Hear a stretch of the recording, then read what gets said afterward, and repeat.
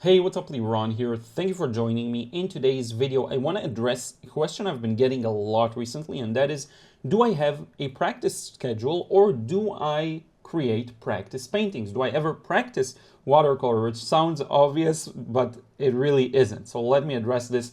Before we get started, I do want to direct you after this video to a new post on Patreon that will give you further interesting information about at least my growth in the watercolor world. I think there's a lot to be gained there if you're serious about painting. So let's get to it.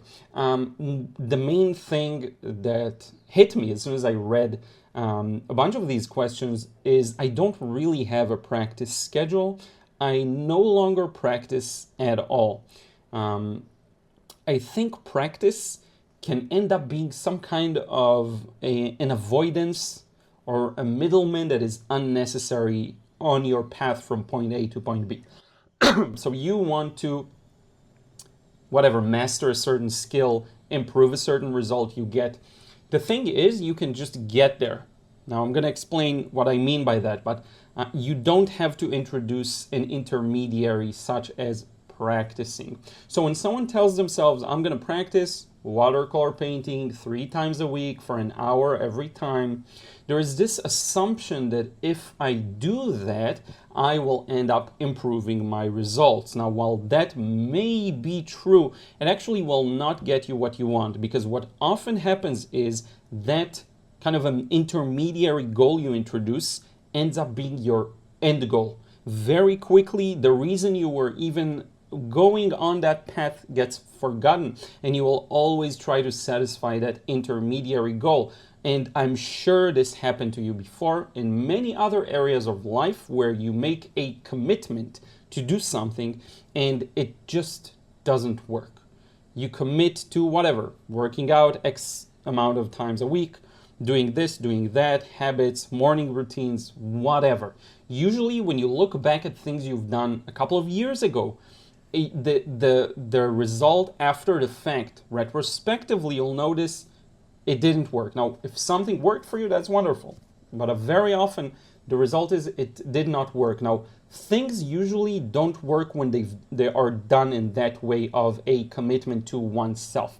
Where true change happens is when you are truly obsessed about something, or when you truly are interested about something very genuinely, not as a way to improve.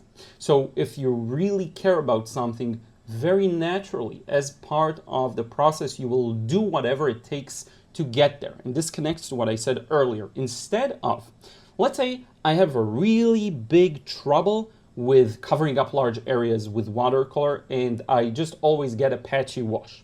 One approach could be, I'm going to practice. I'm going to sit down and practice creating even washes. And I used to do that before. So what you'll end up doing is you'll decide, I'm going to practice this, once a week. Doesn't matter. I'm going to sit down and practice it, or I'll create 5 even washes today. That's the practice session. Now, you don't have to practice it. All you have to do is master it if you want it to be a part of what you create. How do you master it? If you're able to just learn how to do it once, there's no real need to practice.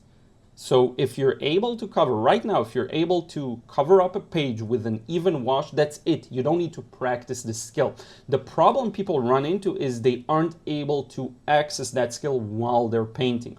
Now, you may ask me, okay, but how am I going to learn this? How am I going to even learn this skill? Well, if you're truly interested in painting an even beautiful wash, you'll do what it takes to create it. And what that means in watercolor, very practically speaking, and this is how it happened for me, I would try it out, it wouldn't work, and then I'll ask myself, okay, what is missing here? Just exploring the topic. So I found out I wasn't mixing enough, so I would end up always having to mix while the wash is drying on me slowly. That's a problem. I just solved it. I mixed more in advance.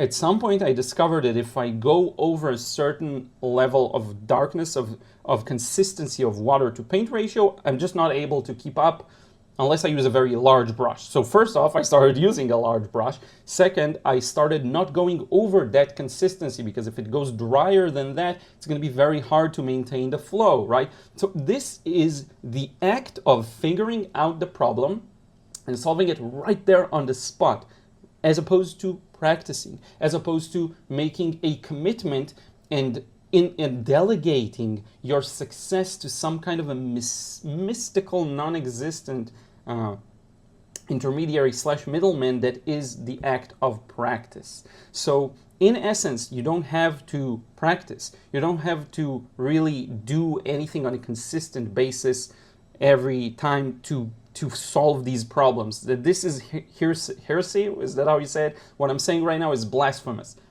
People don't accept that, and it's okay. No one has to accept it.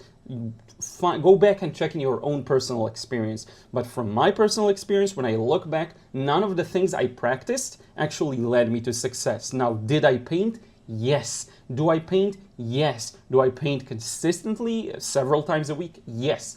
I'm not doing it in order to paint consistently a few times a week, because every time I sit down and paint, I actually attempt to produce an end result that I like. Whether it's a small study, whether it's a big painting, whether it's just me playing around on paper. Every single time is just me exploring and finding out the problems and working them out without delegating anything to some kind of a magical middleman. So very often when you make a commitment to yourself to practice, that is a form of avoidance of actually solving the problem. And the solution could be much simpler in many cases. This is my current thought about practicing, the act of practicing. I no longer practice. Again, I just paint and explore. So every time I explore, I make a lot of experiments, I do a lot of things, and I learn the reaction of water to paint. I learn what it does. I learn what sort of things that I do lead to certain effects. And all of that knowledge and experimentation feeds very naturally into every painting process I do. It just happens. That's how I learn, quote unquote, not by practicing a specific skill, but rather by doing, seeing what feedback I get and continually solving this problem. Now, I did mention accessing a skill, right? So when you're working on a large painting, somehow you mess it up. And even though you know you can produce an even wash on a separate piece of paper, when it's your sole focus, when it is time to apply it to a painting, it doesn't happen. Why doesn't it happen? Because usually, unless it's your first time trying to do something, if you've already done it, you are able to do it. Usually where it gets messed up is because you weren't able to access that skill. Why weren't you able to access that skill? You probably didn't think you need to do it. You probably was, your mind was focused on something else. It's not a skill gap. It's an observation and understanding gap.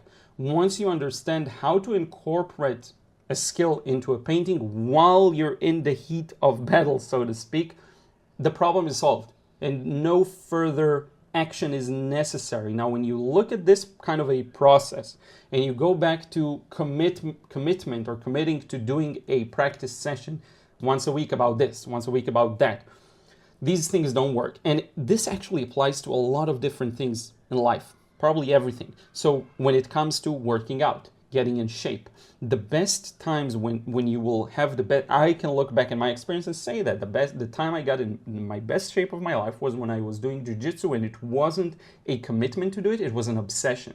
I would obsess over the things I'm doing. I would obsess over the things we're learning, not as a tool to gain success. Obsession is not a tool. It is a very natural side effect occurrence of your interest. That was when I experienced the most growth, and every time it was a commitment, I just didn't experience any growth. I didn't experience any change physically. I'm talking very measurable things here. This applies to just about anything, including watercolor skills. Now, if you do want to see what I learned and how my understanding shifted over the years, I have this new Patreon post. It's open to everyone. You don't have to be a supporter of mine on Patreon. You don't have to be in any of the tiers. If you are in any of the tiers, I want to thank you so much for your support. But anyone can just go over there and watch it. I'm going to put it. It's the first link in the description box below.